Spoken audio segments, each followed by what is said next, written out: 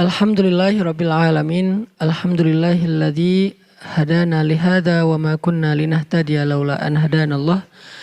Asyhadu an la ilaha illallah wahdahu la syarikalah wa asyhadu anna Muhammadan abduhu wa rasuluhu la nabiyya ba'dah. Radina billahi rabba wa bi Muhammadin nabiyya wa bil islami dina. Rabbi syrah li sadri wa yassir li amri wahlul 'uqdatan min lisani yafqahu qawli. Teman-teman sekalian, para pemuda Bandung dan sekitarnya, ya, pemuda Bandung dan sekitarnya yang dirahmati Allah Subhanahu wa Ta'ala, pada malam ini adalah perjumpaan pertama kita setelah Ramadan. Dan untuk pertama-tama saya ingin mengucapkan kullu am wa antum bi khair. Taqabbalallahu minna wa minkum salihal a'mal.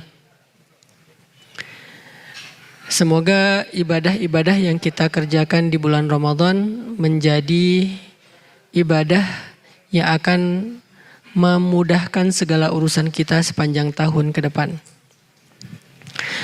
Teman-teman, dalam halaqah ataupun kajian nongkrong di masjid kita pada malam ini, pertama-tama saya ingin merefresh semangat dan niat kita bahwa duduk di dalam majelis ilmu atau nongkrong di masjid seperti ini adalah salah satu bentuk tajdidul iman, memperbaharui iman. Salah satu bentuk dari recharging iman, nge-recharge kembali iman kita kepada Allah Subhanahu wa Ta'ala. Karena al-imanu yazidu wa yanqus, iman itu naik turun, sehingga ketika kita membiarkan iman itu nggak dicas dalam beberapa waktu, maka iman yang lemah, iman yang sedang turun itu akan berpengaruh kepada amal kita. Jadi modal beramal itu bukan fisik, bukan waktu, bukan juga harta. Bukan fisik, bukan waktu, bukan sekedar memiliki kelebihan harta. Bukan itu modal amal. Jadi ada orang yang gak sanggup ke masjid, itu bukan karena dia lemah fisiknya. Ada orang yang tidak sanggup baca Al-Quran, bukan karena dia gak punya waktu. Ada orang yang gak sanggup untuk memberi makan anak yatim, bukan karena dia nggak punya harta. Ada orang yang nggak sempat untuk melakukan sholat berjamaah, bukan karena dia sibuk dan dia lagi banyak kerjaan. Tetapi semua kebaikan yang tidak bisa dilakukan itu sebabnya karena imannya sedang lemah. Kalau imannya lagi kuat, maka keterbatasan fisik tidak akan menjadi excuse. Saya sering cerita, ada orang yang datang ke masjid bolak-balik padahal fisiknya lemah. Misalnya kakek-kakek yang rumahnya jauh dari masjid, yang tenaganya sudah mulai lemah, bahkan kakinya gemetar untuk berjalan. Di beberapa masjid di Bandung ada yang untuk masuk ke dalam masjid harus naik tangga yang lumayan tinggi, kayak Masjid Al-Murabbi misalnya di daerah Setrasari, atau Masjid Istiqomah, atau Masjid Ukhuwah ya. Jadi untuk masuk ke dalam masjid dia harus naik tangga. Tapi kakek ini selalu istiqomah ke masjid walaupun fisiknya lemah. Sedangkan kita anak muda yang fisiknya kuat, yang insya Allah gak akan gemetaran kaki kita kalau naik tangga, ternyata gak sanggup ke masjid seistiqomah kakek ini. Itu menjadi bukti penyebab dari kita tidak beramal bukan soal kuatnya fisik, tapi soal iman. Begitu juga dengan masalah keluangan waktu, masalah kelapangan rezeki, dan lain-lain. Faktor-faktor yang saya sebutkan tadi itu bukan alasan utama seseorang tidak baik dalam beramal. Alasan utama dan yang paling mempengaruhi amal kita itu adalah kondisi iman. Sehingga kalau kita ingin lebih baik lagi dalam amal solih, ingin lebih sempurna lagi dalam ibadah, hal yang harus kita lakukan adalah kita harus rajin-rajin charging iman, memperbaharui iman. Dan charging iman yang paling baik itu dengan cara duduk di dalam majelis ilmu ataupun mendengar nasihat-nasihat yang baik. Itulah kenapa majelis ilmu itu penting dan diadakan secara rutin. Kenapa banyak banget sih kajian-kajian keislaman? Bukan sekedar untuk nambah wawasan sebetulnya.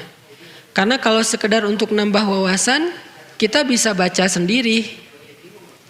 Kalau sekedar untuk nambah wawasan, kita bisa nonton YouTube.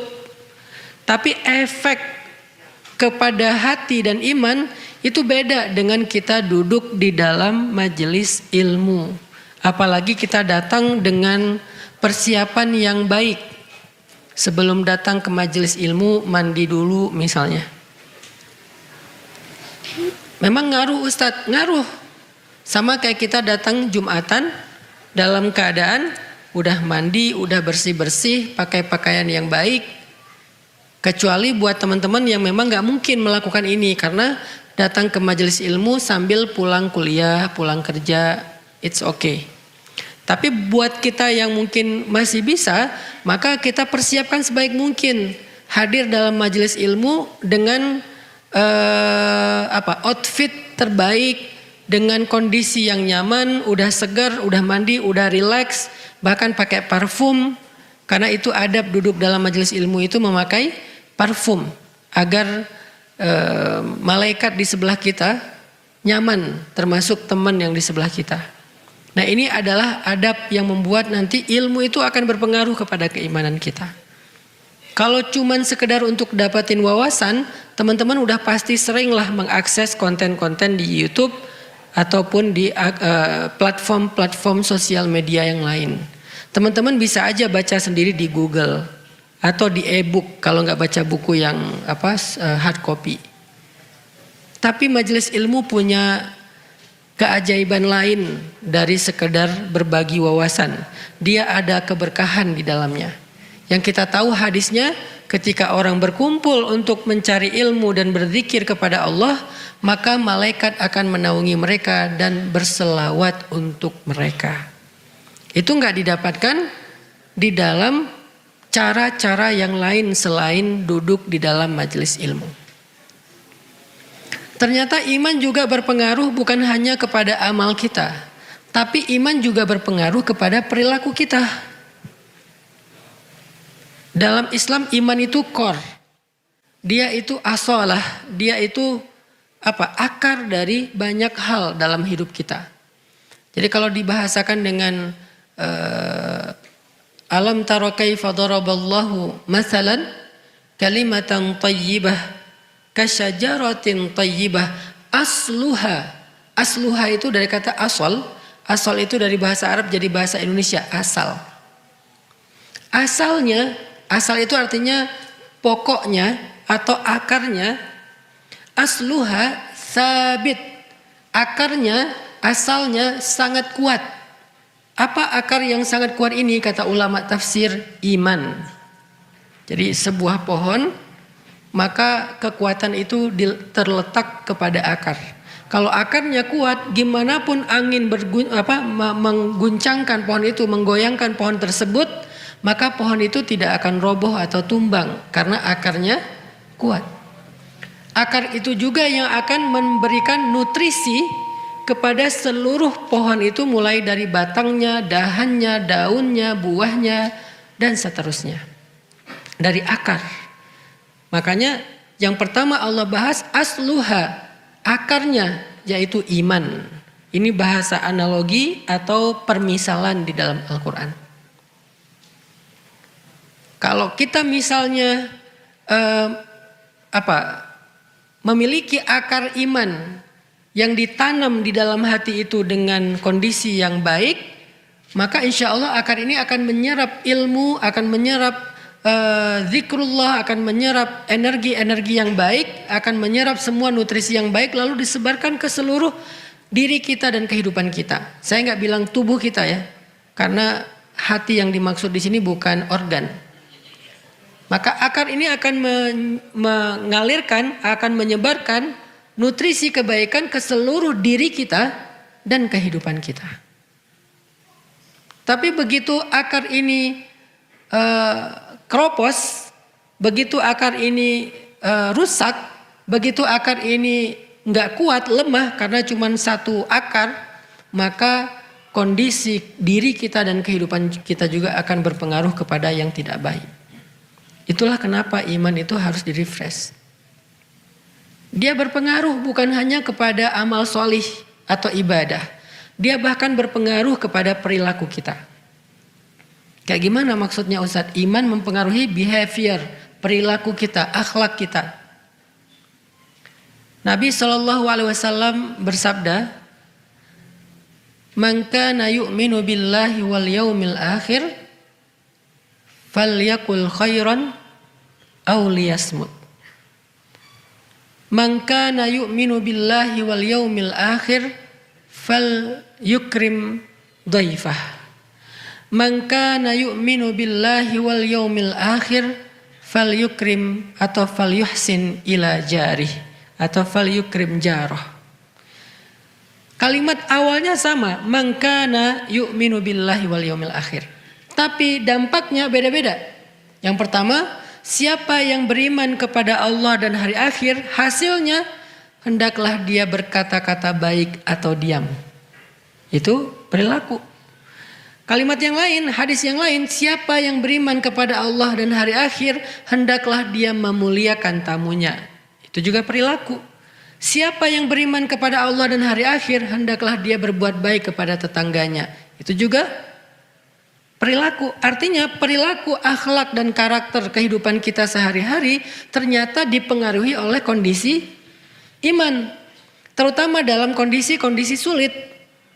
Kalau kondisi normal mungkin nggak ketahuan nih betapa penting peran iman dalam mempengaruhi perilaku. Nggak ketahuan kalau kondisi normal. Kayak gini, ini normal nih. Nggak ketahuan.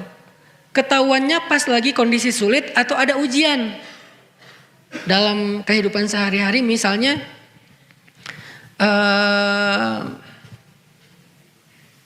perilaku kita di dalam rumah. Itu sangat dipengaruhi oleh iman. Seorang suami kepada istri, sesabar apa suami kepada istri tergantung iman. Sesayang apa suami kepada istri tergantung iman. Selembut apa suami kepada istri tergantung iman. Bukan tergantung kita orang mana. Jangan sampai saya kan orangnya kayak gini. Saya itu dari Sumatera. Saya itu orang Makassar. Saya itu orang Surabaya, Jawa Timur. Saya orang Madura, saya orang Aceh, saya orang Medan nih. Bentar. Coba lihat, Umar itu orang apa? Umar itu orang Quraisy. Dari suku Khuza'ah. Orang yang sangat keras dan kasar. Jadi kalau alasannya saya orang Medan, Umar mungkin lebih Medan dari kita. Sebelum ada iman. Saya orang Madura, Umar mungkin lebih Madura dari kita. Saya orang Aceh, Umar lebih Aceh dari kita.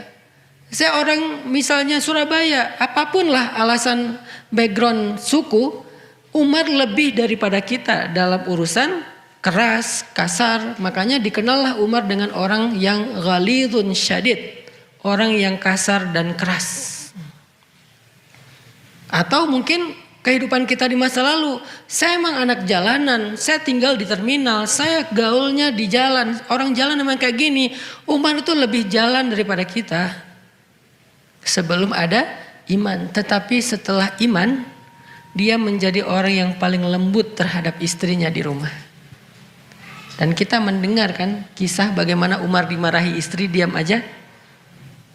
Padahal jin, kalau Umar lewat satu jalan, dia pasti nggak akan lewat lagi jalan itu selama-lamanya selama bau tubuh Umar, harumnya, wanginya tubuh Umar itu tercium oleh jin di jalan itu, gak akan lewat tuh jin, saking takutnya sama Umar.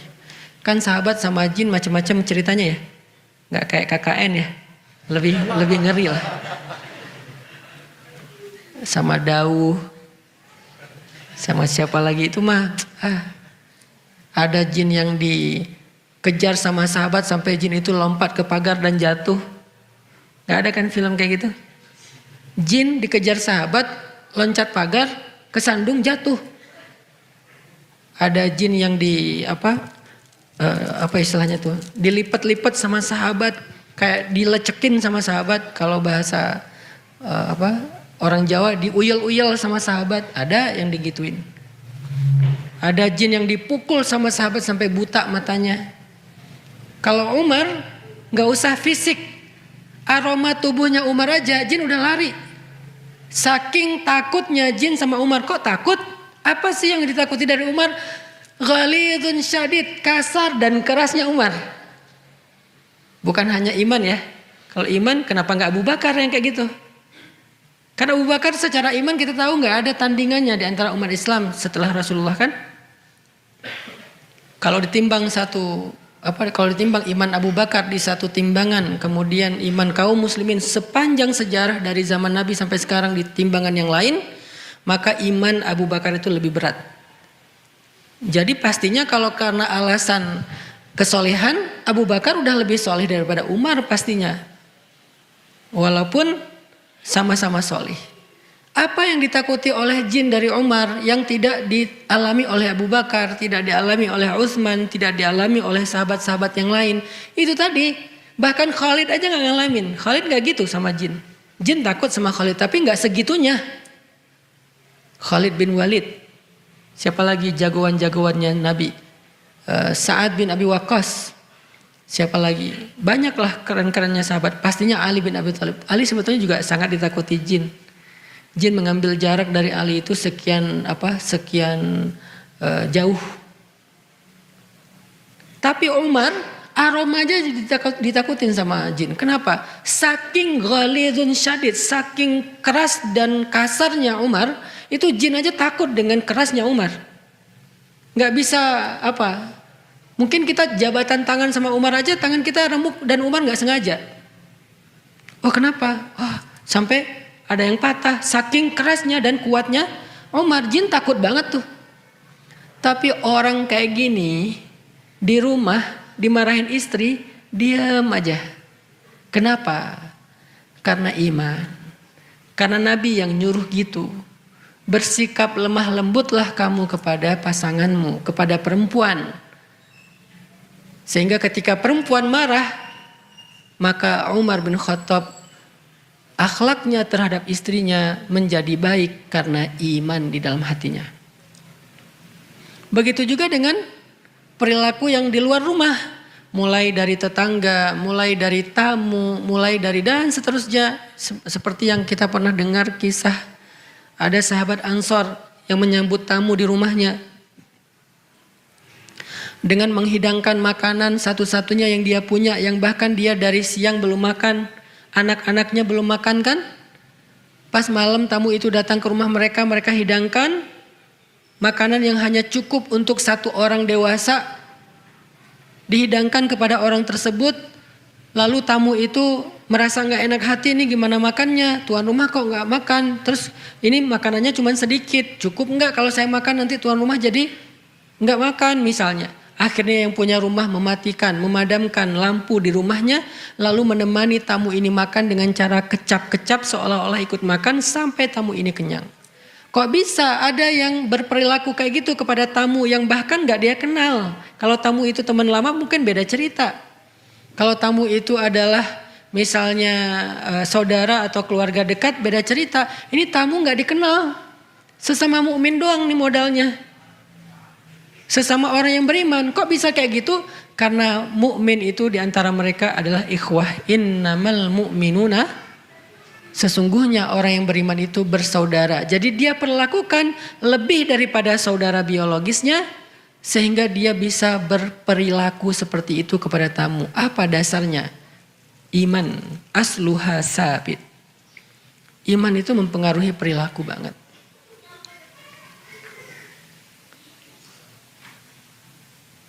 Iman itu mempengaruhi mental. Kalau yang pertama tadi iman mempengaruhi amal solih. Yang kedua iman itu mempengaruhi perilaku. Yang ketiga iman itu mempengaruhi mental. Arti mental, kuat nggak kuatnya kita dalam menghadapi masalah itu tergantung iman. Ada orang yang masalahnya kecil tapi dia bilang, kenapa cuman saya yang diginiin Allah? Allah nggak adil.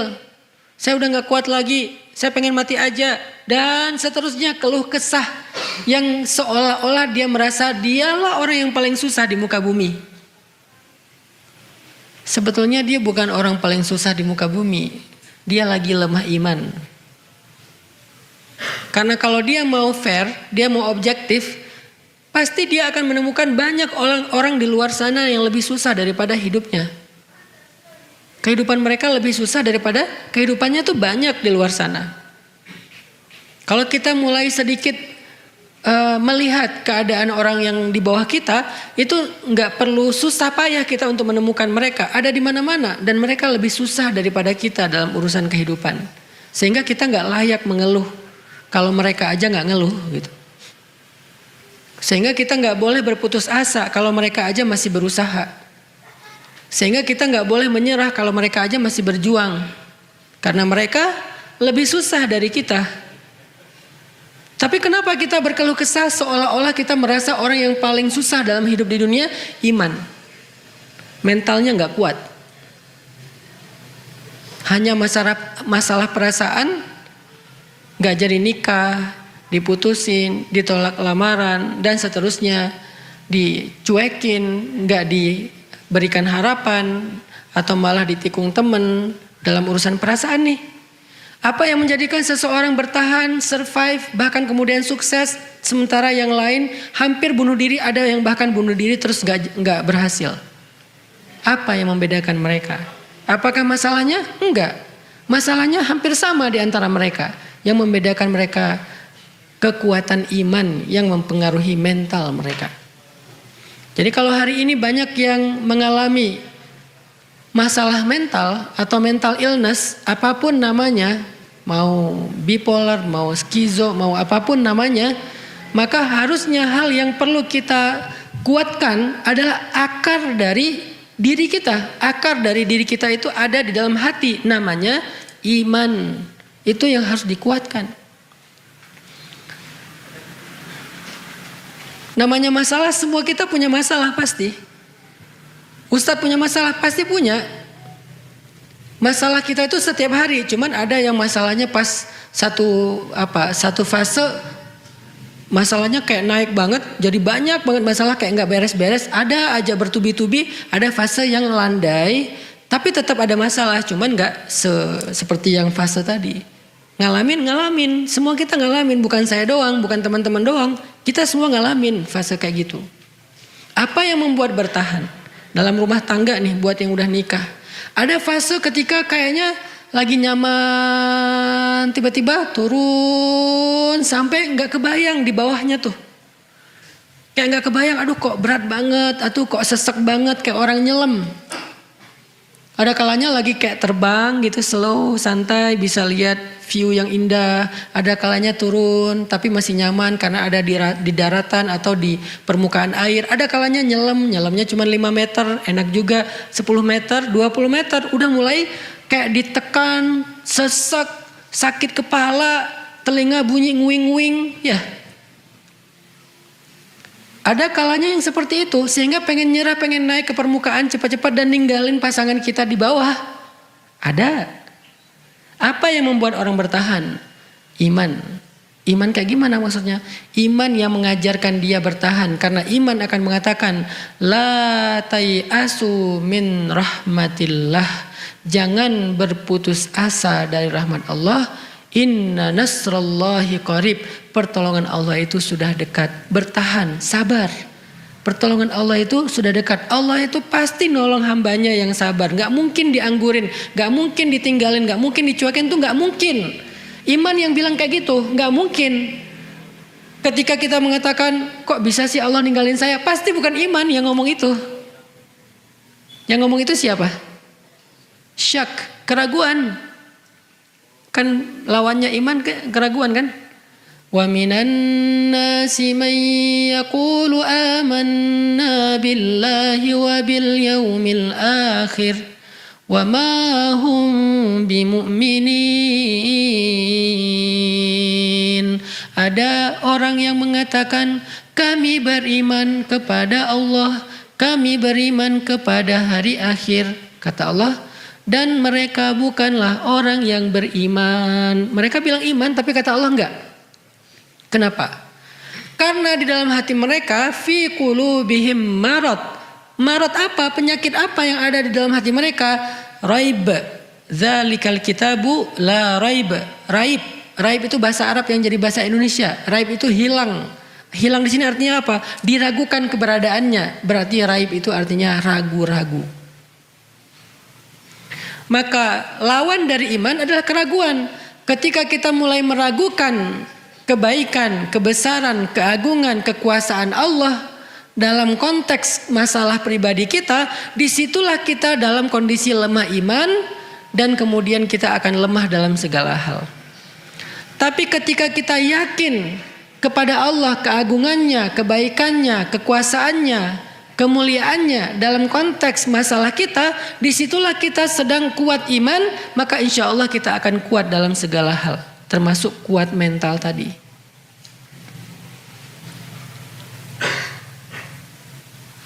Yang pernah saya alamin itu salah satunya adalah ujian dalam masalah keluarga misalnya. Itu kalau misalnya nggak kuat, itu udah selesai. Tapi karena kita bertahan, pokoknya saya nggak akan pernah ninggalin pasangan saya. Pokoknya saya nggak akan berhenti untuk memberikan nafkah terbaik kepada pasangan saya. Gimana pun cara berjuangnya, mau berdarah-darah, mau kayak gimana, terus bertahan. Dan setelah beberapa waktu, Allah yang menentukan waktunya, bukan kita ya. Jangan sampai saya akan bertahan tapi dengan syarat setahun. Setelah setahun berarti ini salah Allah nih. Kan saya udah sabar. Bukan kita yang menentukan waktunya. Makanya ketika para sahabat bertanya, mata nasrullah, kapan datangnya pertolongan Allah? Allah tetap gak jawab besok. Allah tetap gak jawab nanti malam.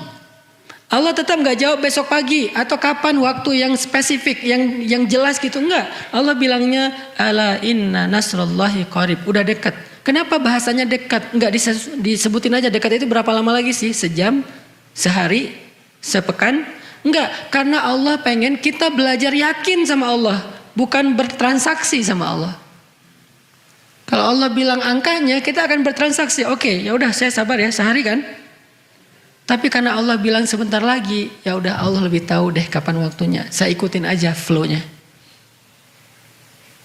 Jadi iman yang akan menuntun kita, berbisik kepada kita, memberikan nutrisi dan kekuatan kepada kita dengan kalimat-kalimat iman. Ala inna nasrullahi qarib. La haula wala quwata illa billah. La haula itu bukan kalimat orang yang sedang kaget. La haula wala quwata illa billah. Bukan. La haula kalimat orang yang pasrah. Saya udah gak kuat, saya gak ada daya. Tapi saya masih punya Allah yang maha kuat dan maha kuasa. Saya udah gak kuat nih. Saya gak ada daya upaya nih. La haula wala quwata, saya nggak punya daya, saya nggak punya kekuatan. Wala quwata illa, tapi billah, saya masih punya Allah. Itu yang membuat kita bertahan. Saya nggak bisa ngeharapin siapa-siapa nih. La ahli wala ashabi wala jari wala nas kullu nas fil ard. Saya nggak bisa berharap ke siapa-siapa, nggak keluarga saya, nggak tetangga saya, nggak sahabat saya. Terus gimana dong kalau saya nggak bisa berharap ke siapapun? Hasbi Allah, bukankah cukup bagi saya Allah? Ini yang dibisikin oleh iman kepada kita, sehingga kita memiliki kekuatan mental dalam menghadapi masalah kita, teman-teman. Insya Allah kita lanjutkan nanti setelah selesai sholat Isya. Barakallahu fikum. Bismillahirrahmanirrahim. Teman-teman yang dirahmati Allah Subhanahu wa taala, kita lanjutkan pembahasan tentang iman. Karena ini adalah pertemuan pertama kita setelah Lebaran, saya berharap prolog ini bisa menjadi penyemangat buat kita untuk selalu hadir dalam kajian-kajian kita ke depannya. Bukan hanya di Masjid Nurul Falah, nanti juga kita adakan kalau memang sudah waktunya, sudah siap di pesantren Cilengkrang, kemudian juga di masjid-masjid yang lain. Kita tadi membahas bagaimana iman itu mempengaruhi amal kita, ibadah kita, termasuk kayak orang yang bersedekah. Orang yang bersedekah itu berapa jumlah sedekahnya itu tergantung iman. Kalau dia yakin sama hadis Nabi, iman itu kan artinya yakin dan percaya ya. Kalau dia percaya kata Nabi, demi Allah tidak akan berkurang harta karena sedekah. Semakin dia yakin dengan kalimat itu ya semakin dia sedekahnya semaksimal yang dia bisa, walaupun tetap ada fikihnya. Jangan sampai kita memberikan sesuatu yang menjadi hak waris kita, menjadi hak keluarga kita, sampai kemudian keluarga kita kelaparan, kecuali dengan seizin mereka. Kayak cerita sahabat tadi ya, yang ngasih makan kepada tamu dengan seizin istrinya. Tapi kalau enggak dengan seizin istrinya, dia zalim kepada keluarganya. Yang jadi pelajaran adalah kadang-kadang kita punya kelebihan rezeki pun tapi merasa sayang untuk diberikan. Dan kita merasa kalau udah sedekah itu uang kita berkurang. Kenapa orang merasa kalau sedekah uangnya berkurang? Karena dia ragu akan dikembaliin gak nih sama Allah. Cuman gak bisa ngomong. Yang berbicara di situ hatinya. Lisan kita gak mungkin bilang Allah ngembaliin gak uang saya. Gak mungkin. Tapi kita kan berkomunikasi dengan Allah lewat hati juga. Kadang-kadang dengan lisan kita berkomunikasi dengan Allah, tetapi hati kita sebaliknya, innallaha la yanzuru ila aswarikum wala ila a'malikum walakin yanzuru ila qulubikum. Allah itu berkomunikasi dengan kita bukan dengan fisik dulu, bukan zahir dulu, tapi hati kita. Jadi kalau lisan kita bilang amanna, hati kita bilang ragu, maka Allah bilang wa ma hum bimu'minin. Kenapa kita kayak ragu-ragu mau sedekah? Karena kita pikir ini dibalikin gak ya, dibalikin gak ya?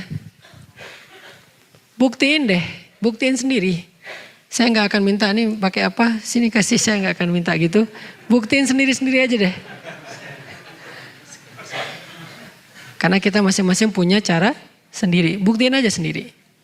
Gimana kalau kita ngasih, gak lama tuh, gak lama, cepet banget. Berapa jumlahnya?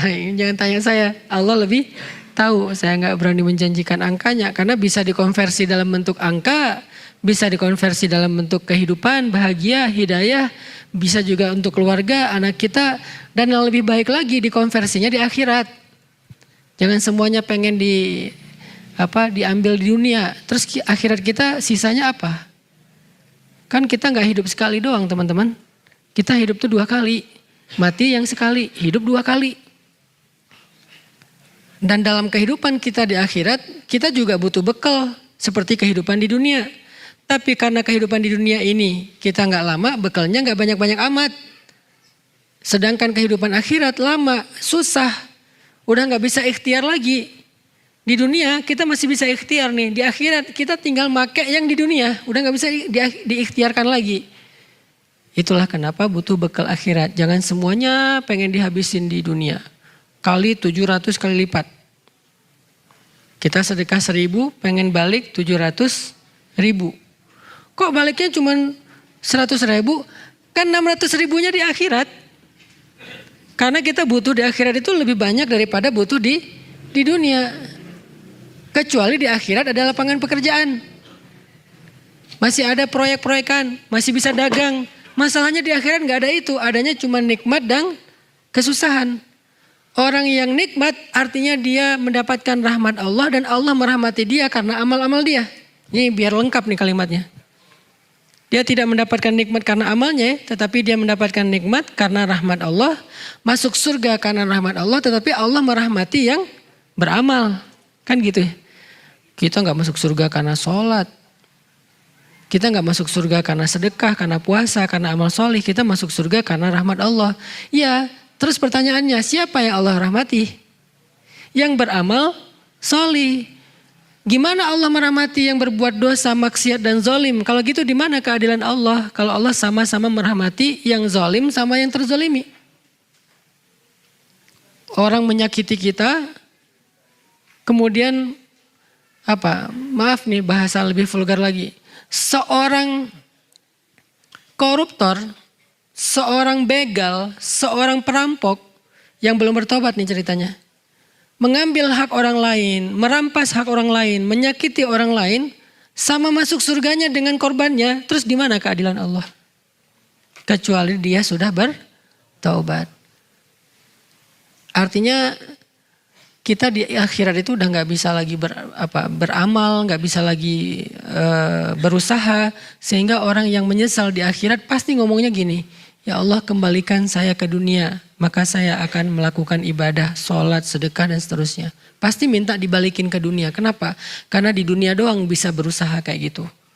Sehingga apa yang kita lakukan di dunia ini kalau nggak Allah balas persis dengan angka-angka dalam persepsi logika kita, yakinlah Allah tetap ngebales kok, cuman dikonversinya di akhirat. Sebagian dikasih ke dunia sesuai dengan kebutuhan kita. Dan Allah lebih tahu kok kebutuhan kita. Tapi yang pasti Allah balas. Dan seringnya sih cara Allah berhitung itu lebih baik daripada cara kita. Kita berhitung dikali sekian, Allah mengalinya lebih dari itu dan tidak ada batas. Seringnya kayak gitu sih. Iman yang menyuruh kita melakukan itu. Berpengaruh kepada ibadah. Kenapa kita berpuasa? Karena Allah memanggil ya ayyuhalladzina amanu. Wahai orang yang beriman. Orang yang beriman yang bisa berpuasa. Kalau nahan lapar dan haus, banyak orang yang bisa. Tapi berpuasa dengan makna yang utuh hanya orang yang beriman. Panjang lagi nanti itu ceritanya tentang bab itu. Tahun depan deh kita bahas di bulan Ramadan. Insya Allah kalau ada umur dan kesempatan. Jadi iman mempengaruhi amal. Kalau kita amalnya lagi lemah, pasti imannya lagi lemah. Coba segera tajdid iman kita, perbaharui iman kita. Refresh iman kita. Kalau ibarat akar, siram lagi tuh akar. Kasih pupuk. Tapi kadang ada orang yang ketika dia amalnya lagi drop, dia gak tahu mau ngapain. Terus nanya, Ustadz gimana ya biar semangat beribadah? Sederhana jawabannya, tajdid iman kamu. Perbaharui iman kamu. Itu berlaku untuk semua kita. Cuman Rasulullah yang imannya stabil. Setelah Rasulullah bahkan sahabat pun imannya naik turun. Cuman naik turunnya sahabat tuh gini. Naik turunnya kita gini. Udah naik masih nurun sebetulnya. Orang yang normal naik turunnya gini. Kita naik turunnya gini. Apa naik turun kayak gini tuh? Kalau lagi turun yang wajib aja ditinggalin. Kalau lagi naik cuman yang wajib-wajib aja. Kalau yang normal, kalau lagi naik yang sunnah. Kalau lagi turun yang wajib tetap terjaga. Kalau sahabat lagi turun sunnah. Kalau lagi naik sunnahnya lebih dari itu. Artinya gak ada orang yang imannya benar-benar naiknya tuh naik tanpa turun itu kecuali Rasulullah Sallallahu Alaihi Wasallam. Selain itu ya naik turun, cuman model grafiknya unik-unik. Sebaik-baik naik turunnya ya grafiknya para sahabat. Setiap hari imannya naik, turun tetapi mengarah ke atas. Kita kalau bisa kayak gini nih, itu udah keren sih. Naik amal soleh yang sunnah-sunnah ditambah. Pas turun yang wajib nggak ditinggalin. Kalau pas turun yang wajib ditinggalin, pas naik yang wajib dikerjain itu juga nggak khusyuk-khusyuk amat, ya udah pasti kayak gini nih. Ke arah ke bawah. Lagi naik nih imannya, mulai sholat wajib. Naik iman sholat wajib. Kebayang gak lagi turun? Karena harusnya turun iman sholat wajib. Naik iman sholat sunnah. Naik iman baca Al-Ikhlas. Kebayang gak turunnya? Lagi alhamdulillah lagi semangat nih. Qul huwallahu ahad. Naik iman. Turunnya baca kitab yang lain kali ya. Nah ini artinya iman mempengaruhi ibadah. Iman mempengaruhi perilaku tadi. Kayak misalnya Abu Bakar pernah marah sama orang. Gara-gara apa marah? Gara-gara ya wajar sih marah. Gara-gara orang itu memfitnah putri kesayangan Abu Bakar dengan fitnah yang keji. Yaitu selingkuh atau zina. Lebih parahnya lagi orang itu ternyata selama ini sering dibantu sama Abu Bakar. Seringnya bukan berarti seminggu sekali, hampir setiap hari dibantu sama Abu Bakar. Dibantu ini, dibantu itu, terus saja. Bahkan bisa dibilang dia udah kayak dinafkahi Abu Bakar tuh. tega-teganya memfitnah Aisyah. Marah Abu Bakar, sumpah demi Allah saya gak akan bantu dia lagi. Wajar sih, kalau kita mungkin lebih dari itu. Karena anaknya difitnah. Ternyata turun ayat menegur Abu Bakar. Apakah kamu gak suka jika Allah memaafkan kesalahanmu? Maka maafkanlah. Kalau pengen dimaafin sama Allah. Langsung pas dengar ayat itu Abu Bakar mengatakan bala ya Rob, tentu ya Allah saya suka kalau saya dimaafkan. Kalau dosa saya diampuni maka saya akan maafkan. Pulang ke rumah ngambil semua yang baik-baik, gandum terbaik, korma terbaik, apalagi roti terbaik diambil, baju terbaik dibawa ke rumah orang tersebut, dia hadiahkan, dia sedekahkan, dia bilang kalau kamu butuh apa-apa bilang ke saya, mulai hari ini saya akan memberikan kamu kebaikan 2 kali lipat daripada sebelumnya. Apa yang membuat Abu Bakar mampu memaafkan bahkan kemudian berbuat baik kepada orang tersebut? Iman. Iman gimana? Iman percaya dengan perintah Allah, dengan seruan Allah di dalam Al-Quran dan tidak ada di dalamnya kecuali kebaikan. Allah yang nyuruh. Allah yang nyuruh maafin, udah maafin. Kalau Allah bilang jangan maafin ya nggak maafin. Ini kita kebalik, yang Allah suruh apa? Perangi, yang Allah suruh cegah, yang Allah suruh hindari, malah kita bela. Yang Allah suruh sayangi, malah kita abaikan. Ini kan kebalik. Makanya hidup kita susah, hidup kita banyak keanehan. Sekarang penyakit muncul macam-macam penyakit. Karena kita membiarkan apa yang Allah marah. LGBT, korupsi, kriminal, anak muda di jalan bawa senjata tajam, nebas siapapun yang dia temui menjadi kebanggaan. Parah pokoknya. Sehingga butuh ada dakwah kayak gini, ngajak anak muda balik ke masjid. Sebelum pandemi kan udah mulai agak melandai nih kriminalitas ya. Nggak ada begal segala macam kan ya. Tapi gara-gara 2 tahun gak ada pengajian, gak ada solusi selain pengajian dan masjid. Peraturan gak bisa, susah. Makanya selain mengandalkan pemerintah, mengandalkan aturan penegak hukum, salah satu yang perlu sangat diandalkan selain itu juga adalah masjid dan dakwah. Pembinaan umat. Tapi kalau pembinaan umat ini malah dicurigai, dihalang-halangi, dibubarkan. Nah ini berarti dia gak ada niat baik untuk Indonesia. Dia membiarkan Indonesia semakin kelam. Butuh tajdid iman. Karena perilaku itu tergantung iman. Di jalan kenapa sekarang banyak adegan orang ribut. Keserempet dikit ribut. Motor nabrak mobil lari. Kan mobil susah ngejar. Dia gak percaya kalau kita nabrak mobilnya lecet, dia rugi 20.000 beli kumpon, kita akan dibalas sama Allah senilai itu. Mungkin lebih dari itu kalau dia doanya lebih parah. Rugi ya Allah saya 20.000, balikin 2 juta. Kan ngeri tuh. Saya pernah keserempet naik motor yang bawa asisten saya. Karena mobil di depan yang bawa ibu-ibu, mungkin dia juga terlalu dekat, gimana-gimana kita yang nabrak, kita yang salah lah ya. Tiba-tiba nabrak pakai ban depan kan, cuman ngegores-gores biasa lah, pakai kumpon yang putih nggak usah yang merah juga beres sebetulnya. Tapi si ibu minta KTP, mana KTP-nya? Bu, saya tanggung jawab, kalau perlu saya cariin kumpon sekarang nih. Enggak, saya minta KTP, buat apa? Takut masnya lari. Kalau lari, saya tadi udah lari. Kalau mau lari, saya udah lari. Ibu nggak bakal ngejar saya. Orang saya naik motor, macet lagi tuh daerah Setiabudi. Nggak mungkin ibu bisa ngejar saya kalau mau lari. Saya bisa lari dari tadi. Saya berhenti karena saya nggak mau nanti Allah mengambil dari hak saya yang lebih gede dari ini. Saya takut sama Allah, saya bilang. Akhirnya dia tahu kalau saya ustadz, akhirnya minta maaf, udah beres, damai. Rugi kan? Harusnya udah saya ganti tuh, ujung-ujungnya ganti sendiri kan? Kena ceramah. Artinya iman itu menahan kita dari marah, dari mengambil hak orang lain. Iman menahan kita dari mencuri. Dan iman itu bukan wawasan agama teman-teman. Tolong kita jadikan sesuatu yang garis bawahi. Kok bisa tuh ada ustadz, kok bisa ada penceramah, kok bisa ada orang yang ilmu agamanya banyak tapi melakukan hal yang aneh-aneh sekarang? Mereka punya wawasan tetapi mereka bermasalah dengan iman. Karena wawasan agama tidak selalu berbanding lurus dengan iman. Bisa jadi orang yang wawasannya pas-pasan, imannya lebih tinggi daripada orang yang wawasannya tuh lekoh banget ilmu syariatnya. Sering teman-teman yang udah hijrah kayak gini, bisa jadi ibadah teman-teman saya yakin jauh lebih dahsyat daripada ibadah saya. Itu bukan bisa jadi, pasti itu.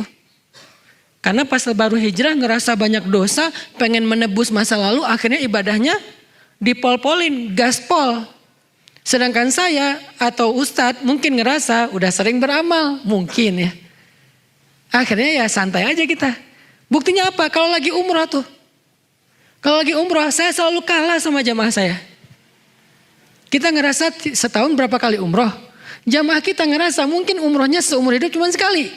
Kebayang gak tuh beda spiritnya. Sehingga akhirnya jamaah saya setiap hari cium hajar aswad. Setiap hari tawaf 5 kali. Setiap waktu sholat dia tawaf. Kemudian khatam Al-Quran selama 10 hari di sana pas lagi umroh. Pas saya dengar lagi di ruang makan kan kita suka ngobrol tuh. Alhamdulillah Ustaz hari ini cium hajar aswad. Oh Masya Allah ibu, perasaan saya udah berapa kali umroh belum pernah. Kenapa Ustadz kalah sama dia? Karena ilmu agama tidak selalu berbanding lurus dengan iman. Makanya yang kita lagi belajar di sini bukan wawasan. Teman-teman kalau mau dapat ilmu agama lebih, bukan belajar ke saya, belajar ke Ustadz Abdul Somad, belajar ke Ustadz Ali Hidayat, belajar ke Gus Baha. Ini kan orang-orang yang fakih dan alim di bidang agama. Kalau saya cuman seorang dai, bisa ngajak untuk nge-refresh iman, semangat iman tentang kebesaran Allah. Karena kita belajar iman, biar naik nih iman kita. Kalau iman naik, insya Allah amal, perilaku, mental menjadi lebih baik.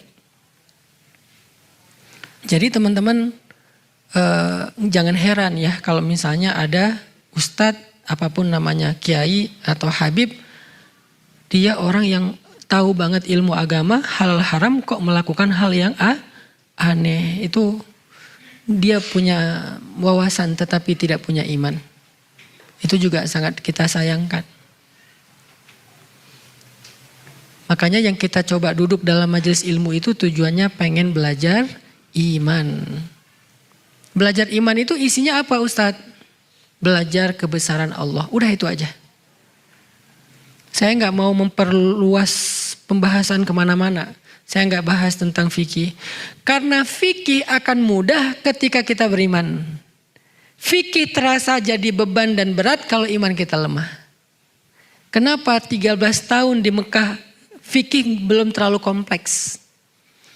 Ayat-ayat syariat belum turun kecuali sedikit sekali. Kenapa? Karena sahabat sedang dibina dulu imannya selama 13 tahun. Begitu nanti sampai ke Madinah hijrah, turun ayat syariat, ini boleh, ini nggak boleh, ini halal, ini haram, ini lakukan, ini tinggalkan. Semuanya menjadi mudah buat mereka hasil dari kekuatan iman selama 13 tahun.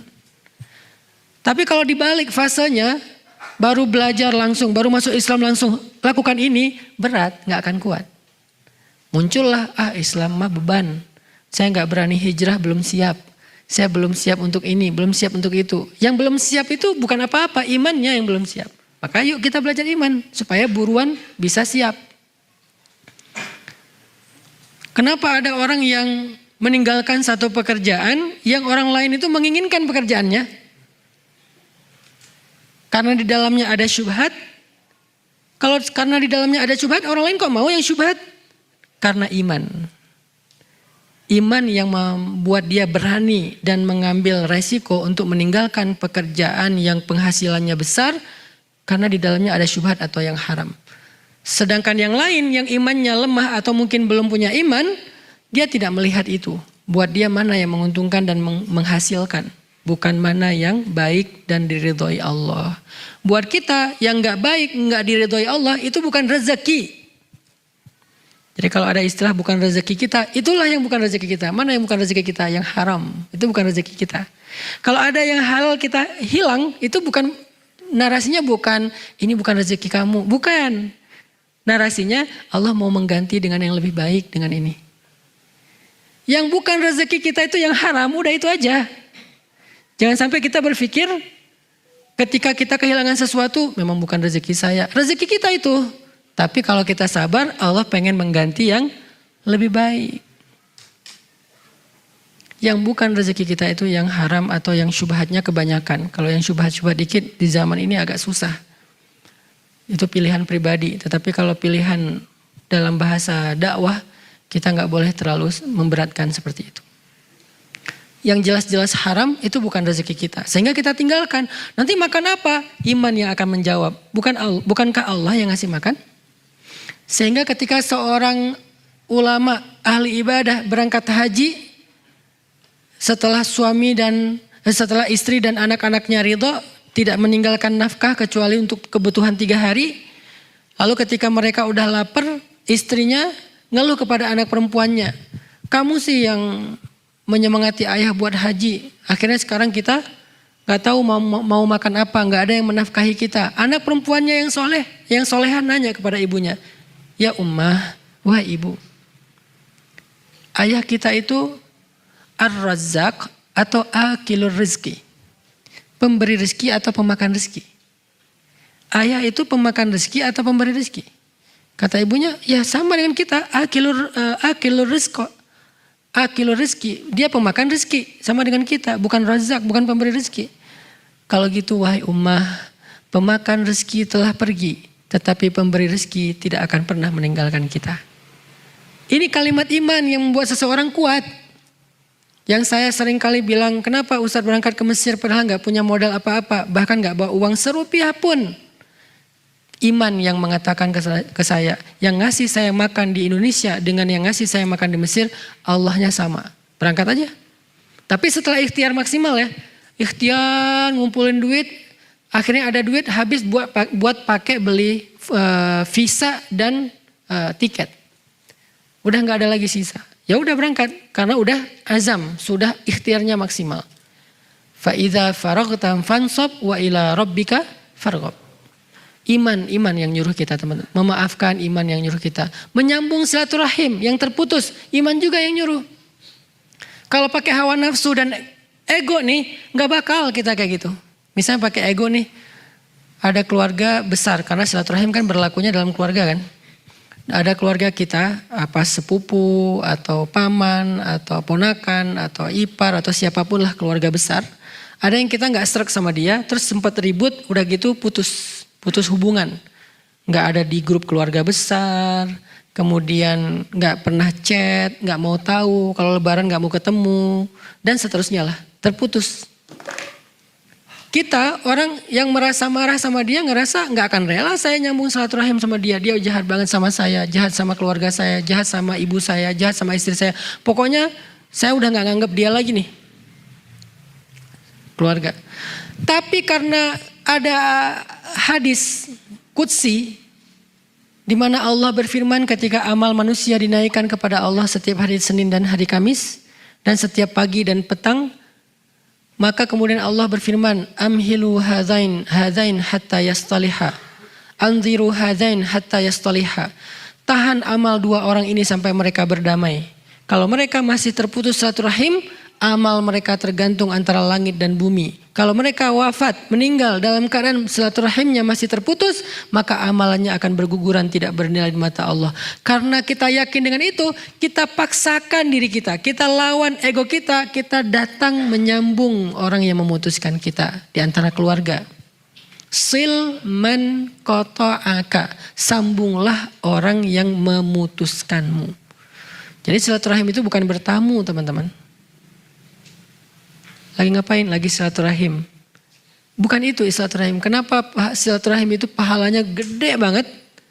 Karena bukan sekedar bertamu. Kalau sekedar bertamu pahalanya gede, mudah banget ya. Silaturahim itu amalan istimewa karena emang susah.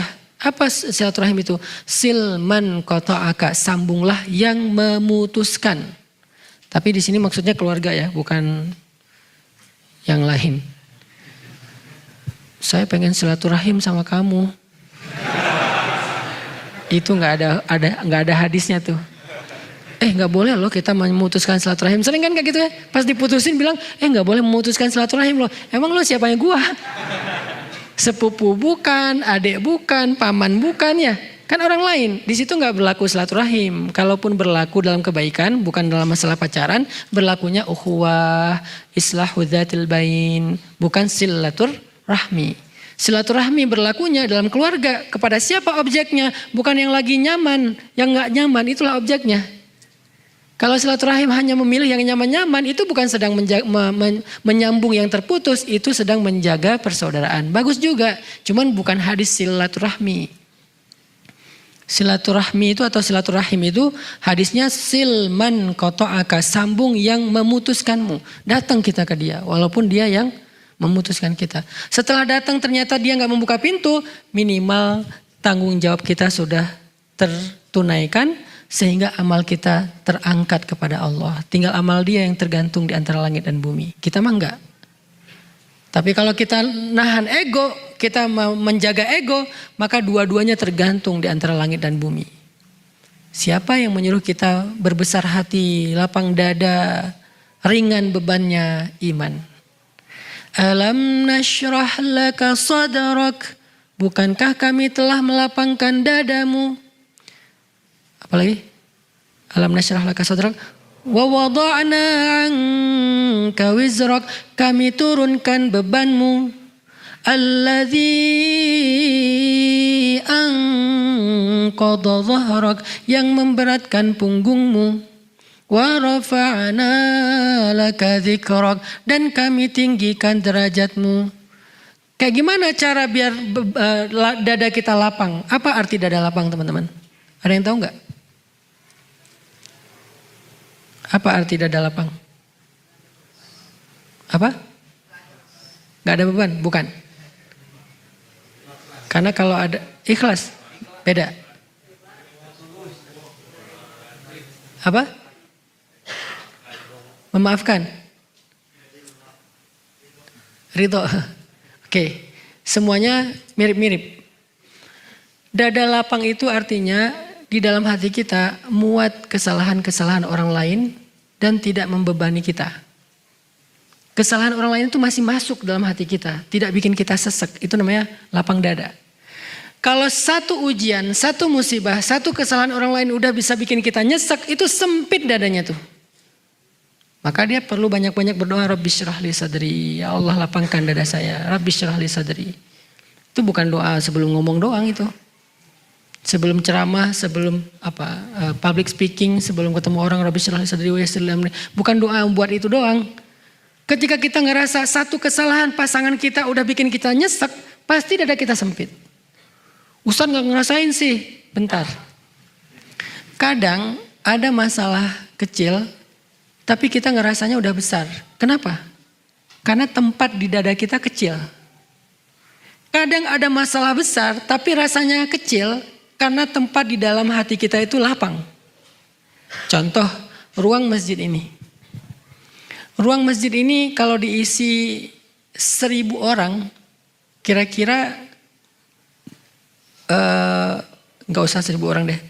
Diisi 100 orang ruang masjid ini. Diisi 100 orang kira-kira rasanya gimana? Nyaman atau sempit? Ini kira-kira berapa orang sini? Lebih kan 100? Sempit gak? Sempit. Kalau sempit tuh duduknya gini. Ini masih bisa duduk lapang, santai. Oke, gak usah 100 orang. 50 orang, sempit gak masjid ini? Bisa selonjoran gak? Kalau 50 orang. Bisa tidur? Bisa. Disardenin aja gini.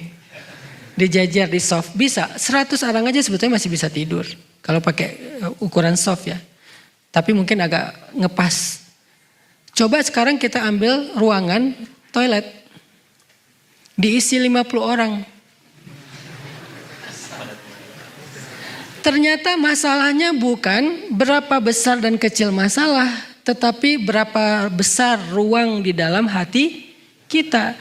Kalau hati kita selapang-lapangan bola, sekian banyak masalah, sekian banyak ujian, sekian banyak kesalahan, masih kerasa lapang, bukan masalah besar. Tapi karena hati kita sempit, sesempit toilet, 2-3 masalah itu udah sesek tuh. Makanya orang yang alam nasyrah laka sadrak berarti orang yang siap dengan berbagai macam masalah karena dadanya lapang. Nabi itu syarhus sadar banget, lapang banget dadanya. Sehingga beliau gak mudah terganggu dengan omongan orang-orang lain. Yang buat Nabi sedih itu bukan celaan mereka, Nabi gak terpengaruh dengan celaan mereka. Orang Quraisy mencela beliau, menghina beliau, memfitnah beliau. Itu nggak ngaruh kepada hati beliau. Yang bikin beliau sedih, mereka nggak beriman, menolak kebenaran. Itu yang bikin Nabi sedih. Nabi sedih untuk mereka, bukan untuk dirinya. Jadi jangan pernah, Nabi juga kan sedih Ustaz kalau dicela. Enggak. Kata siapa Nabi sedih kalau dicela? Nabi sedih kepada orang yang mencela, bukan karena celaannya.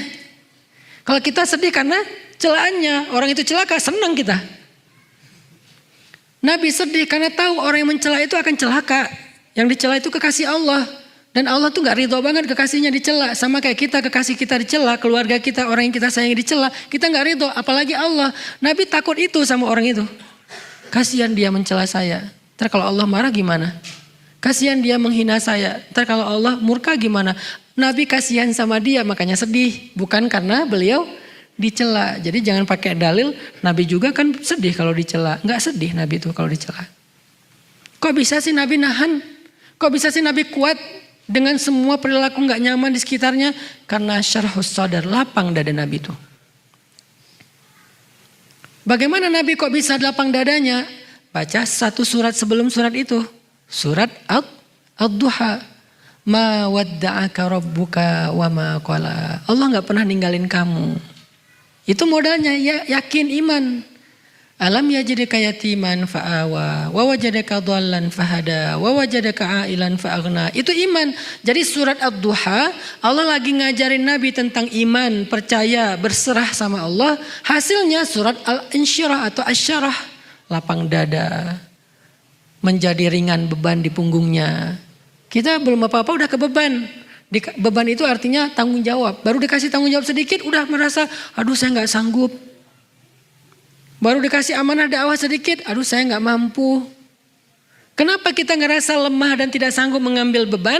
Karena kita tidak percaya Allah. Kalau kita percaya Allah kita ambil tuh beban. Di dalam dakwah pemuda hijrah saya udah sering mentarbiyah para santri-santri tarbiyah. Kalau Allah kasih kita beban ambil aja. Nanti Allah mampukan. Kayak sekarang sekolah rimba gratis. Orang heran, sekolah gratis Ustaz. Gratis, benar-benar gratis, benar-benar gratis.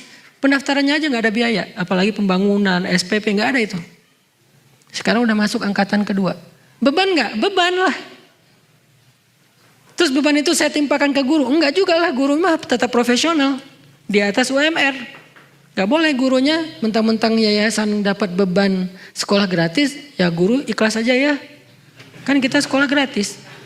Saya gak mau gitu. Terus siapa yang ambil beban? Saya bersama tim saya di yayasan. Kita harus ambil beban ini. Biar saya yang cari nafkahnya. Mereka biar fokus mengajar.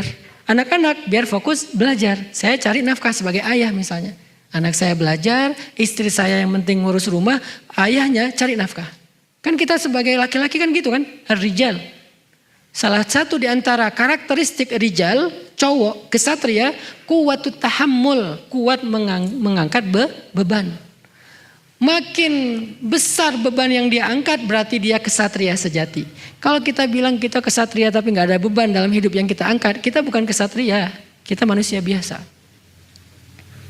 Sampai kapan Ustadz? Ada yang bilang gini, biasanya sih cuma tahun pertama doang untuk branding, engagement. Nanti tahun kedua mulai bayar, tahun kesekian bayarnya mahal. Sampai saat ini saya masih berpikir, insya Allah selama saya mampu dan saya yakin Allah akan memampukan, itu akan gratis saja sampai kuliah. Saya pengen membuktikan ya, sekolah gratis yang berkualitas itu bisa kita wujudkan kok dengan dakwah. Tapi berkualitas bukan berarti gratis terus cuma pakai garasi orang, nggak ada tuh. Gratis berkualitas, lahannya 9 hektar. Kemudian konsepnya alam, setiap anak dikasih satu kapling tanah buat mereka farming. Nanti kita sedang cari domba-domba yang bagus buat satu anak tuh megang satu domba. Jadi namanya farming dan mengurus ternak itu bukan simulasi pas lagi mau menjelang liburan doang sesekali. Terus masuk dalam foto, ini sekolah kami ada program ini. Enggak, setiap hari ada. Saya bilang kepada kepala sekolah, kalau boleh saya meminta setiap hari ada farming, setiap hari. Karena itulah pendidikan sejatinya, bukan cuma teori. Ini kita lagi nyari vendor yang cocok buat bikin kolam renang. Coba sekolah gratis ada kolam renang, kolam ikan 2. kemudian ada ternak domba, ada ternak ayam, ada farming, satu orang satu kapling. Kalau lagi panen, mereka ambil itu daun sayur dari kaplingnya, bawa pulang ke rumah hadiah buat ibu. Mama, Umi, ibu, ini hadiah dari aku, dari kebun di sekolah. Gratis. Gak bayar. Dapat telur kampung dari ayam yang diternak, bawa pulang ayam, pakai pita, ikat, mama pulang sekolah bawa hadiah. Mana sekolah kayak gitu coba? Yang bayar sekian puluh juta aja belum tentu bisa kayak gitu kan? Akhirnya karena di sekolah nggak ada program kayak gitu, pergi ke mall, ke PVJ, cuman mau ngasih makan kelinci.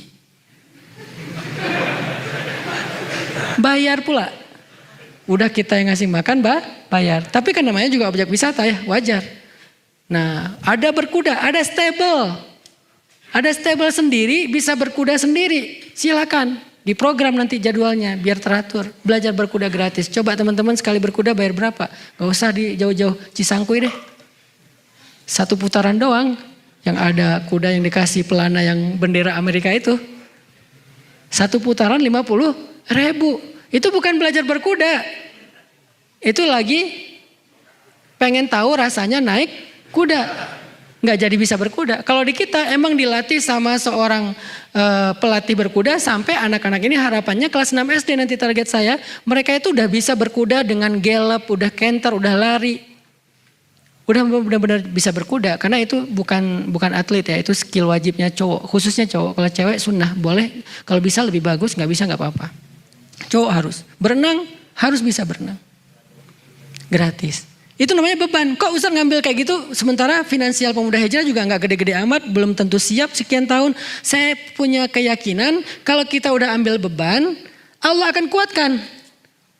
Kekuatan pundak kita ini tergantung beban yang kita pikul dalam konteks agama. Sehingga kalau kita nggak berani ngambil beban ya kita selamanya ngerasa belum siap, belum mampu, nggak bisa dan seterusnya.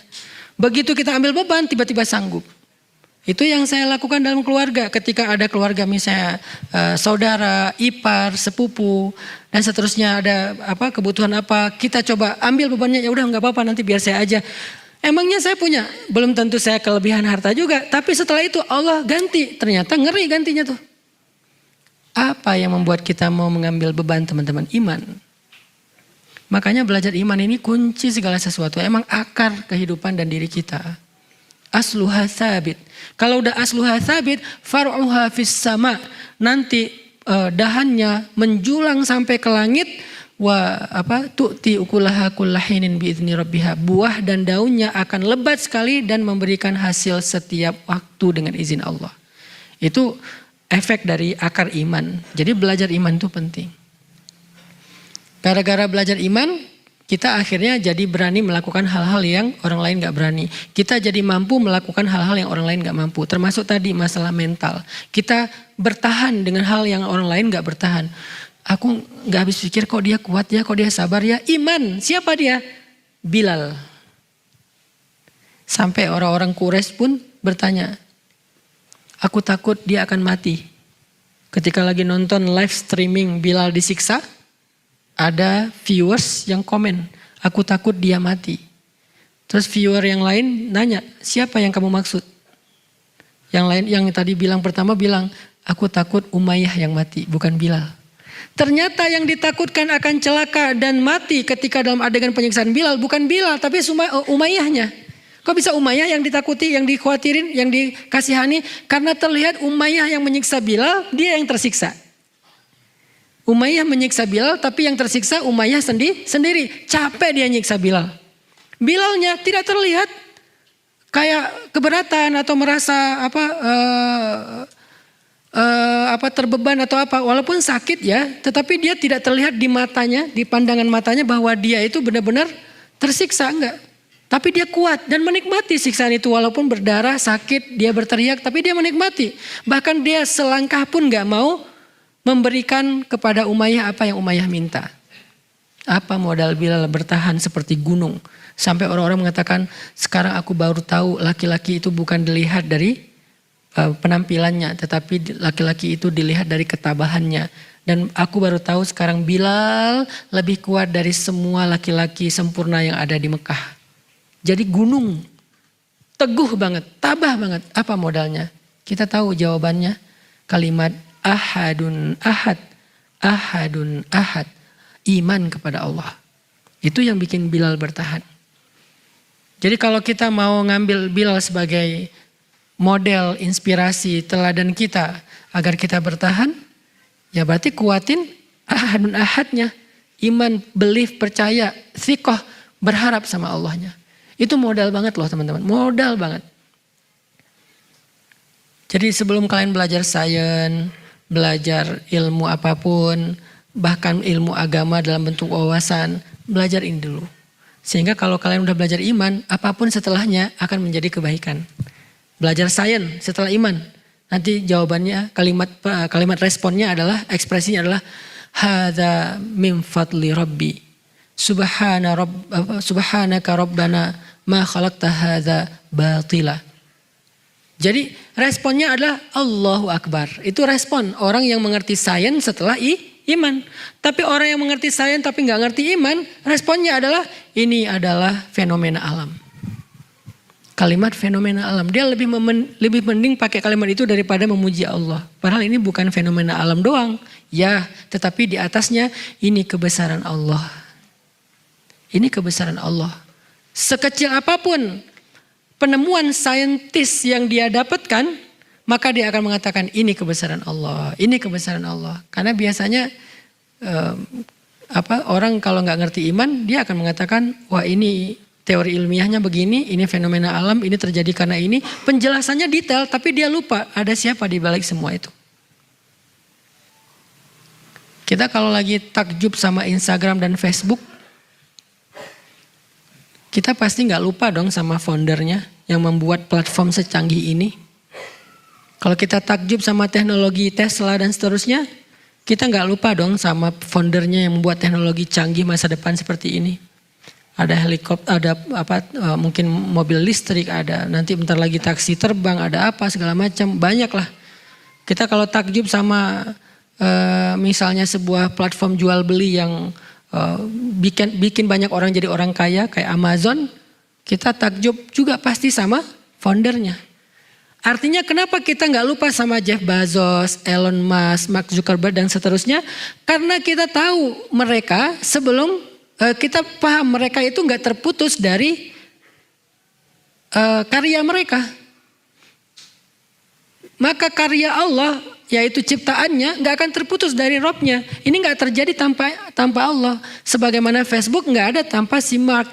Sebagaimana Tesla nggak ada tanpa misalnya Elon. Sebagaimana misalnya si Microsoft nggak ada tanpa Bill Gates.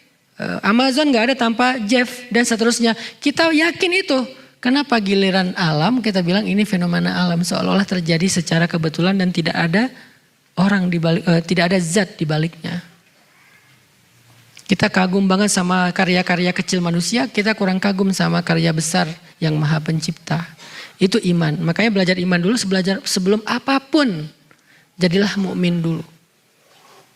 Termasuk jadi pengusaha, apalagi pengusaha, modalnya iman banget itu. Kalau nggak karena modal iman, kemungkinannya satu, dia nggak akan bertahan. Kemungkinan kedua, kalau dia sukses, dia akan jadi orang yang sombong dan lupa diri. Kalau belum sukses nggak akan bertahan, setelah sukses lupa diri dan sombong.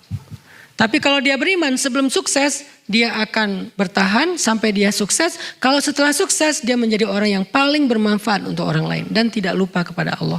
Hadza min fadli rabbi. Belajar iman. Bagaimana cara kita belajar iman teman-teman? Belajar iman duduk dalam majelis ilmu, mendengarkan nasihat-nasihat tentang Allah. Jadi kita nongkrong ini lagi ngomongin siapa nih? Ngomongin Allah.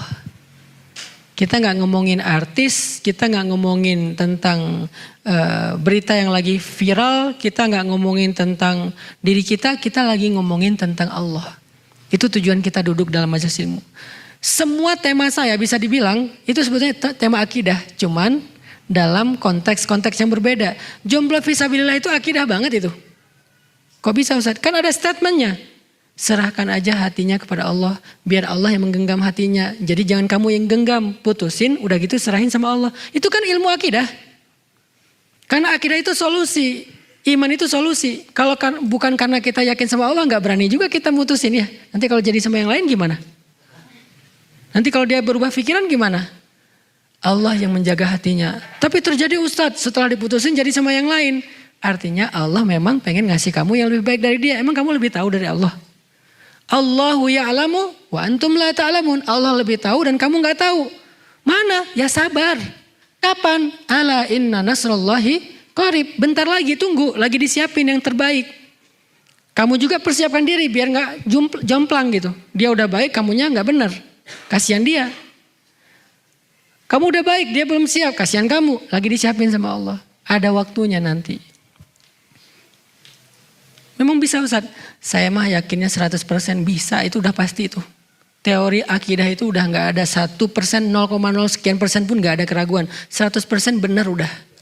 Lebih benar daripada kita yakin batu dilempar ke langit jatuh ke bumi secara gravitasi, lebih dari itu. Itu kita yakinnya ada sisa ragu nggak? Kalau kita lempar barang nih, ini saya lepaskan jatuh ke tanah nggak nih? Masih ada yang meragukan? Kayak gitu aja kita yakinnya 100%, gara-gara gaya gravitasi. Harusnya kepada Allah kita lebih yakin daripada kepada gravitasi. Berarti nggak boleh ada keraguan secuil pun. Yakin banget. Lebih yakin daripada benda yang saya jatuhkan nanti pasti akan jatuh ke tanah atau ke lantai. Lebih yakin dari itu. Kalau lebih yakin dari itu, falimal ya's. Kenapa berkeluh kesah? Kalau lebih yakin dari itu, kenapa harus berkeluh kesah? Udah tenang aja, ada Allah. Itu kan kalimat yang sering-sering saya ulang-ulangi. Jadi kajian saya dari 2015, apapun judulnya, sebetulnya substansinya itu ilmu tentang akidah. Cuman saya nggak suka membahasnya dengan teori rububiyah, uluhiyah, asma, sifat. Kenapa? Karena saya ingin menyederhanakan dan membuatnya mudah untuk kita pahami. Kalau mau bahas kayak gitu bisa. Kita tinggal buka kitab akidah, kita tinggal ikutin kurikulum tentang bab akidah, ma'rifatullah, banyak. Dan kita juga dulu waktu di pondok 6 tahun belajar itu.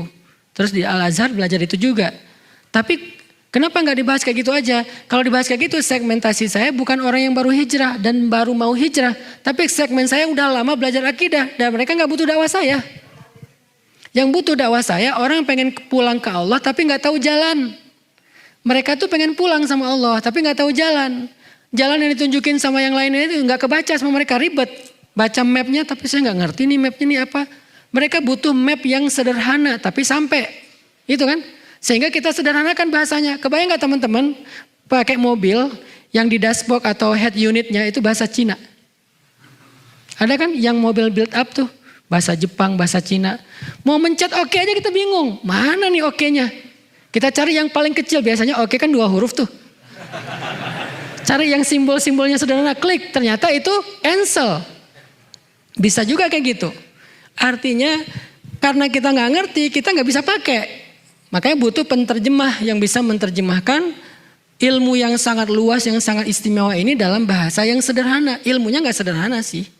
Teorinya nggak sederhana. Tapi harus ada terjemah yang sederhana. Itu yang kenapa saya bicara akidah dalam bahasa yang sederhana. Nanti kita bahas Asmaul Husna misalnya. Gimana cara memahami Al-Quddus dalam konteks anak muda? Gimana memahami Al-Wahhab dalam konteks daily life kita? Gimana memahami tentang Al-Malik dalam konteks kehidupan sehari-hari kita? Itu kan memahaminya tentang akidah, cuman pembahasannya yang harus praktis. Jadi ada action orientednya. Harus bisa langsung diamalkan. Jadi yuk sama-sama kita duduk dalam majelis ini ke depan, nanti saya serahkan kepada pemuda hijrah mau diadakan 2 minggu sekali atau sebulan sekali, di hari apa cocoknya, karena sekarang karena udah mulai normal mungkin weekend saya lebih banyak di luar. Semalam jam 3 ya Niko ya, kita baru datang dari Aceh. Ngapain Ustadz ke Aceh? Mau support dakwah Ustadz Amri, karena di Aceh mau bikin kayak pemuda hijrah tapi namanya Akrab, movement anak muda. Saya support datang ke Aceh. Sekaligus silaturahim keluarga dan sahabat-sahabat. Setelah ini misalnya kemana lagi, itu haknya sahabat-sahabat saya, teman-teman kita yang ada di luar. Bandung karena kita lebih fleksibel, kita bisa weekdays. Mau weekend silahkan nanti ke pesantren. Jangan hanya karena ada kajian saya, ada kajian yang lain juga ketika dibuka hadir. Oh belajar sama Ustadz Aslam, belajar sama Ustadz Imam, belajar sama Ustadz siapa lagi. Karena kita insya Allah punya banyak guru-guru yang akan mengajarkan kita. Belajar tahsin dan Al-Quran sama Syekh Yazin. Sehingga nanti kita terus mengasah iman kita. Kalau bisa pas belajar kayak gitu, minta nasihat iman aja sedikit.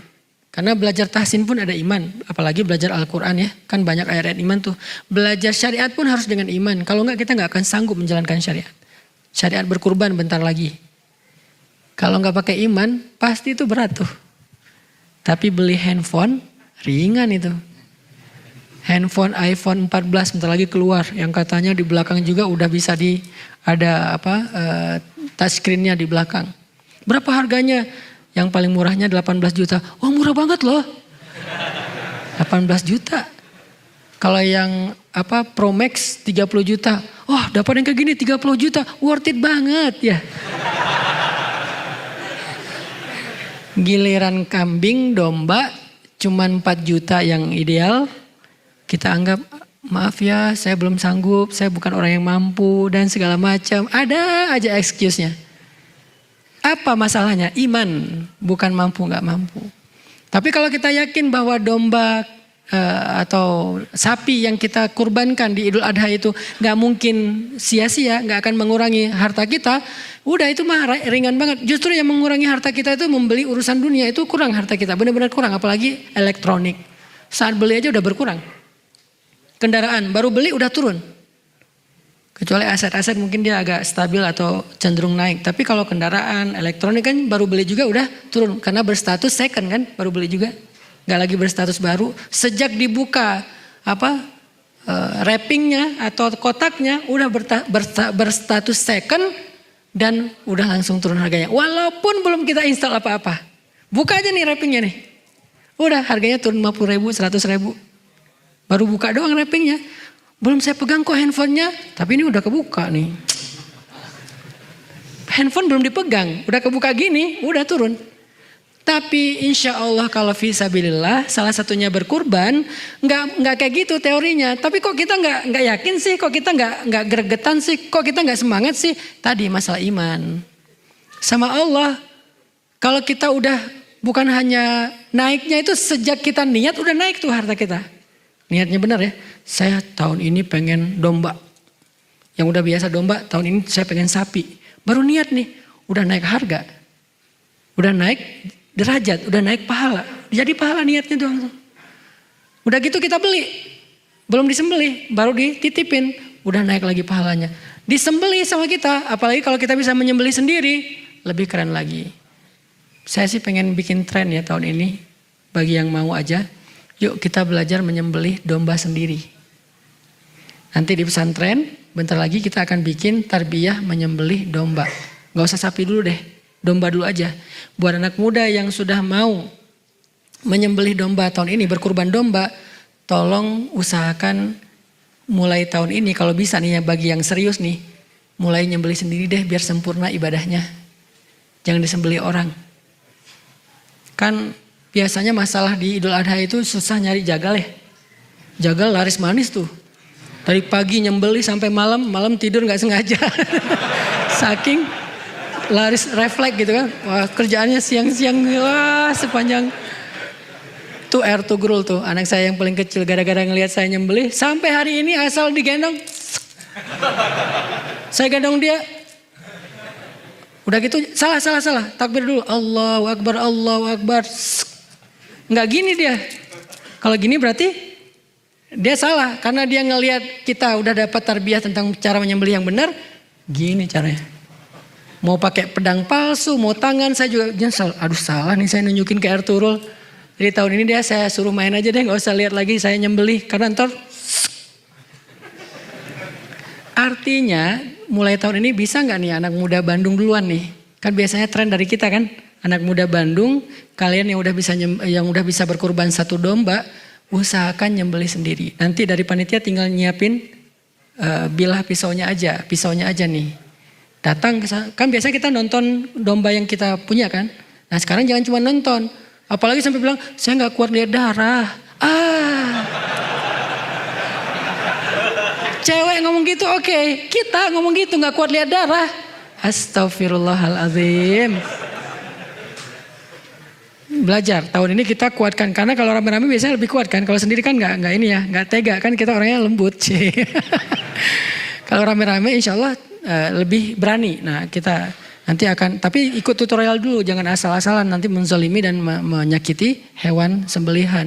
Latihan dulu, nanti di pesantren kita bikin pelatihan menyembelih yang syar'i, yang sunnah, yang tidak menyakiti, yang membuat dagingnya tidak mengandung kolesterol karena darahnya habis semuanya. Insya Allah sehat dimakan juga, karena syariat itu pasti baik. Karena kita nggak menjalankan syariat dengan baik, makanya kita penyakitan ya. Nah itu nanti kita latihan bareng-bareng. Setelah itu yang mau menyembelih ngerasain sensasi dan kebaikan menyembelih yang dialami oleh Nabi Ibrahim, Nabi Muhammad, kita rasain sendiri nih, bukan cuma dengar cerita. Yuk bareng-bareng kita lakukan tahun ini. Sehingga semuanya bisa menyembelih jadi cowok sejati. Ya. Yang perempuan Ustadz memang bukan kayak gitu syariatnya, makanya titipin ke cowok. Tapi gak ada cowoknya, makanya jangan tolak kalau datang. Ya.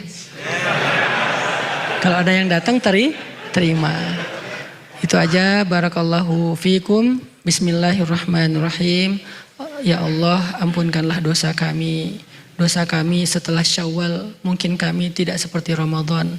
Di bulan Ramadan kami rajin ke masjid, di bulan Syawal kami mulai jarang. Di bulan Ramadan kami membaca Al-Quran, di bulan Syawal mungkin sampai hari ini belum khatam. Di bulan Ramadan kami menahan diri dan hawa nafsu, di bulan Syawal kami tidak mampu. Di bulan Ramadan kami rajin itikaf, betah di rumahmu, tetapi di bulan Syawal kami lebih betah di rumah kami. Ya Allah, maafkan kesalahan kami ya Allah. Tidak ada niat kami untuk meninggalkanmu dan lebih tertarik dengan Ramadan. Sesungguhnya Ramadan itu adalah syariatmu. Ramadan telah pergi tetapi engkau bersama dengan kami. Ya Allah, istiqomahkan kami dalam ketaatan seperti bulan Ramadan, walaupun kami berada di bulan-bulan yang lain. Sehingga ketika kami istiqomah dan dawam, engkau juga akan selalu menemani kami dan merahmati kami. Ya Allah, berkahilah majelis kami ini dengan majelis yang penuh rahmat, yang di dalamnya kami belajar iman tentang engkau. Tambahkanlah iman kami lewat majelis ilmu. Jangan biarkan kami termasuk orang-orang yang ragu kepadamu. Rabbana atina fid dunya hasanah wa fil akhirati hasanah wa qina adzabannar. Walhamdulillahirabbil alamin. Subhanakallahumma wa bihamdika asyhadu an la ilaha illa anta astaghfiruka wa atubu ilaik. Assalamualaikum warahmatullahi wabarakatuh.